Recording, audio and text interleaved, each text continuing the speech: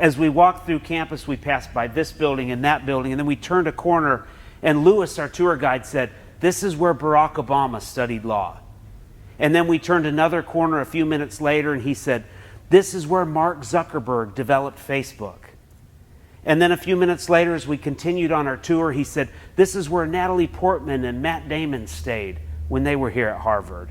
And it was just so cool to be on campus at Harvard University. About halfway through the tour, we came to a common area, and we stopped, and he said, "Does anybody have any questions?" Out of the corner of my eye, I see a hand go up, and I turn and look, and it's my 16-year-old daughter, thinking, what's she going to ask? Lewis acknowledged her, and she said, "How did you get into Harvard?" I said, "Wait, what? She wants to go to Harvard? I didn't know this. This is news to me." Well, all of a sudden, every eye in the tour was focused on my 16-year-old daughter. Lewis smiled, and he said, "That's an excellent question. A lot of people think it's about academics and extracurriculars. You've got to have a high GPA, and you've got to be involved in everything."